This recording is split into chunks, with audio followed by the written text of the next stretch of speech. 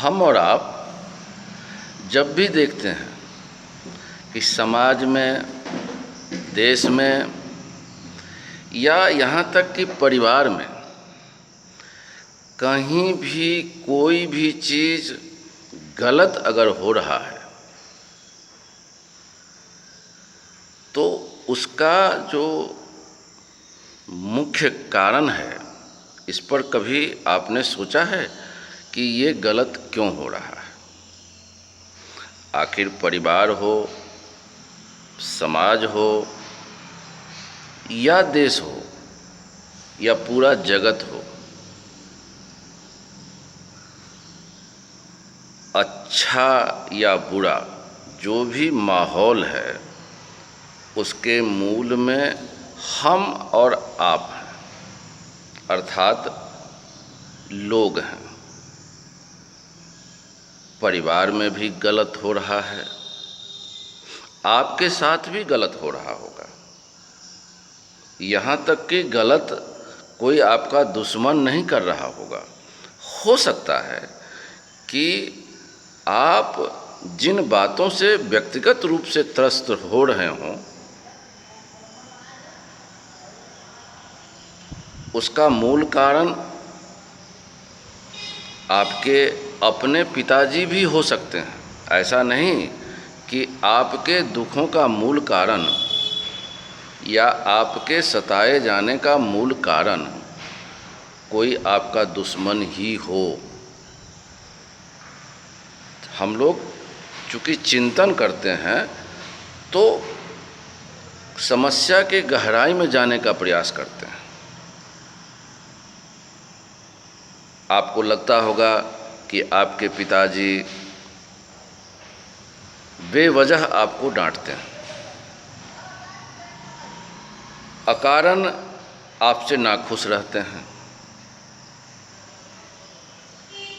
अकारण घर में कलह भी होता है। बेशक आपका परिवार भौतिक रूप से पूर्ण क्यों न हो, ना तो आपके घर में भोजन की समस्या हो, ना आपके घर में कोई आर्थिक समस्या हो, फिर भी समस्या वहाँ पर होगी ही और होती है। तो आप स्वयं बड़े अशांत हो जाते होंगे कि यार मैं अच्छा कर रहा हूँ फिर भी मेरे पिताजी या मेरे बड़े भैया हर बार में हमको डांट रहे हैं। आखिर ये हो क्या रहा है? और ऐसे ही लोग जब आप परिवार से बाहर निकलते हैं, समाज के दायरे में प्रवेश करते हैं, राष्ट्रीय दायरे में प्रवेश करते हैं, अंतर्राष्ट्रीय दायरे में प्रवेश करते हैं, तो आप देखते होंगे कि ऐसे ही विक्षिप्त मानसिकता वाले लोगों के कारण पूरा का पूरा समाज, मानव समुदाय त्रस्त है। तो इसके मूल में मनोवैज्ञानिक कारण है। हर व्यक्ति का अपना अपना पर्सनैलिटी है। अपने अपने पर्सनैलिटी डेवलपमेंट के कारण राइट फ्रॉम हिज और her childhood he or she has taken birth, over a period of time he or she develops his personality। और पर्सनैलिटी जो डेवलपमेंट होती है वो मूल रूप से जब आप बिल्कुल छोटे होते हैं, यहाँ तक कि मनोवैज्ञानिक कह रहे हैं कि बच्चा अपने माँ के गर्भ में होता है, वहीं से उसका जो व्यक्तित्व का विकास शुरू हो जाता है। तभी आपको डॉक्टर समझाते होंगे कि ये माँ को, इनके गर्भ में बच्चा पल रहा है, इनके साथ आप अच्छा व्यवहार करें, इनके रूम में अच्छे व्यक्ति का फ़ोटो लगाएं, इनको अच्छा भोजन दें, ये सारा जो डॉक्टर साहब आपसे जो बता रहे हैं वो फजूल की बात नहीं बता रहे हैं। वो चाहते हैं कि आपका जो बच्चा है वो पेट से ही जो उसके मन और मस्तिष्क, शरीर जो भी विकास हो वो संतुलित हो, बैलेंस हो। परंतु ऐसा आम तौर पर हो नहीं पाता है। पर्सनैलिटी डेवलपमेंट बैलेंस नहीं हो पाती है और यही कारण है कि आदमी का, जिसको आप ईगो बोलते हैं, ये ईगो उसका कैरेक्टर मान लीजिए। यहाँ पर ईगो का अर्थ अहंकार नहीं, ईगो का मतलब उसके चरित्र का अर्थ मान के चलिए कि 3 ढक्कन, जैसे आप टिफ़िन कैरियर में 3 ढक्कन लेते हैं ना, चावल, दाल, सब्जी, ऐसे ही हमारे मन में 3 ढक्कन है, 3 स्पेस हो गया। सबसे नीचे वाला बच्चा वाला, बीच वाला एडल्ट वाला, बड़े होते हैं, और सबसे ऊपर में पेरेंट वाला। ये 3 ईगो का विकास होता है और यही 3 ईगो व्यक्ति का व्यक्तित्व का निर्माण करता है। आप देखते होंगे कि कई लोग बुढ़ापे में भी बचकाना हरकत करते हैं, क्योंकि वो जो चाइल्ड ईगो है, वो चाइल्ड ईगो की मात्रा उसके पर्सनैलिटी डेवलपमेंट में ज़्यादा हो गई। जिस चीज़ की मात्रा ज़्यादा होगी उसका प्रभाव ज़्यादा दिखेगा। जज जो होता है उसके अंदर एडल्ट ईगो होता है, वो न्याय करता है।